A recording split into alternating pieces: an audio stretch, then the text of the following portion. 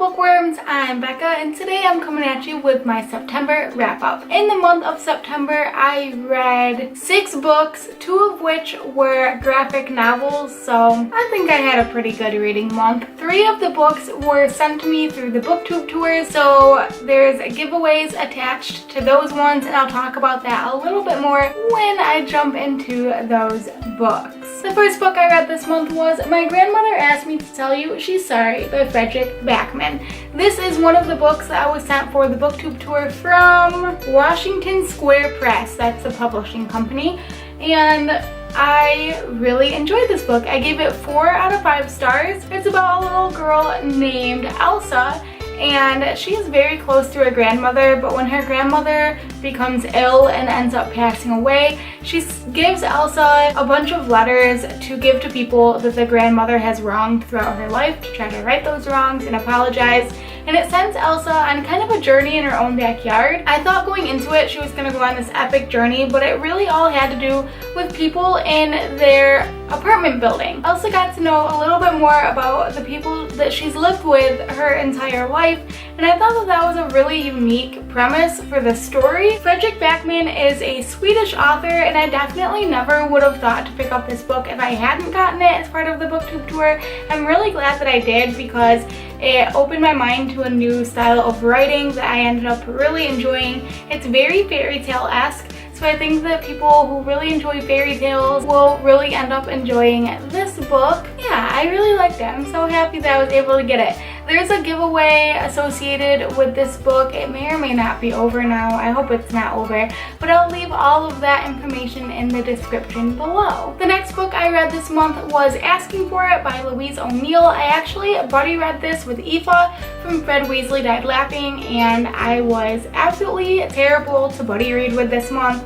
I apologize to Aoife. I just didn't realize that I was getting 3 books from the booktube tours and it was 3 consecutive weeks, so that kind of pushed this book back a little bit. That's my fault, but I did end up really enjoying this book. It's about a girl named Emma, and Emma is kind of the queen bee of her school and she knows it. She's also slightly promiscuous, and so one night she goes out to a party with her friends and ends up being sexually assaulted by not 1 but 4 guys from school.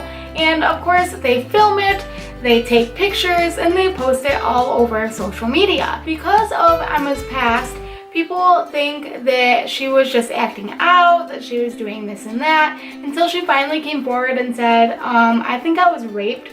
And then she became a social pariah, which was so heartbreaking to read. I highly recommend that everyone read it. Louise O'Neill's an Irish author, so this is an Irish book, and there was a lot of Irish slang and words that was new to me. I had to put it down a few times because it was a little overwhelming, but overall it's an extremely important book to read and I think that everyone should read it. I gave this one 5 out of 5 stars because of the content.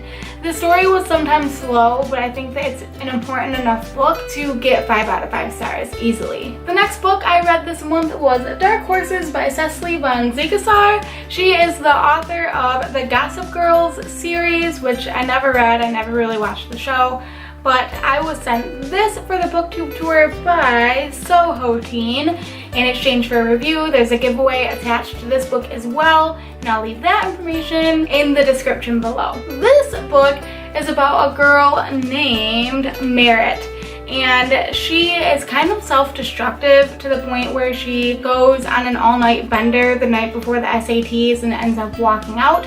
So her parents don't really know what to do, and they end up sending her to an equestrian therapy program, and while she's there she bonds with a horse named Red. The founder of the program comes and sees that Merritt has some innate riding abilities and decides to sponsor her as part of his competitive equestrian hunter jumper team. So it kind of goes from there, and the book takes a strangely dark turn. I don't want to give anything away.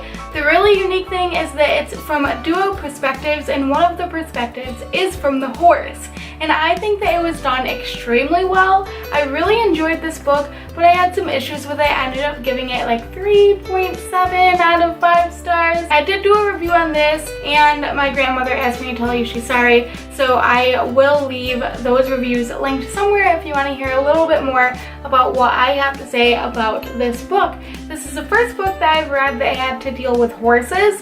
So this month was really just opening and broadening my reading horizons, and I ended up really enjoying the books that I was reading. Speaking of broadening my reading horizons, the next 2 books that I read are graphic novels, was volumes 1 and 2 of the Saga series. This is like a sci-fi graphic novel. Here's some of the artwork. The colors are absolutely beautiful. It is for adults. The language is pretty raunchy. The pictures can be quite graphic.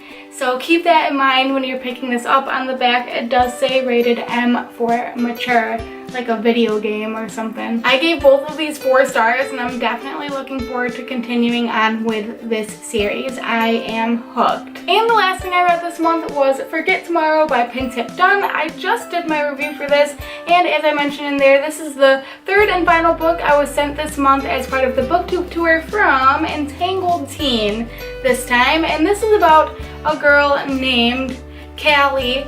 And Callie lives in a world where on your 17th birthday you get this memory from your future self, and that memory then dictates everything for the rest of your life. Her future memory actually shows her murdering her younger sister, and so she's deemed a criminal and arrested right on the spot.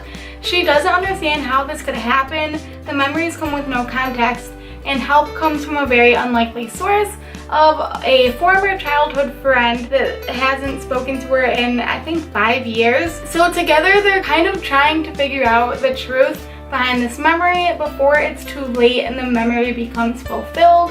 It's about whether or not you can change your fate, and I found it extremely interesting. I gave Forget Tomorrow 5 out of 5 stars. It's the first book in a new trilogy. I think the second one comes out later this week or something, and it says online that the 3rd one is supposed to come out at the end of the month, so I'm not quite sure how accurate that is, but I definitely want to continue on with the story, and the cover is gorgeous, so can't go wrong with these books if I do say so myself, and I do. And there you guys go. Those are all of the books that I read during the month of September. Please let me know down below in the comments what books you read this month, and whether you have read any of the ones I mentioned or anything like that.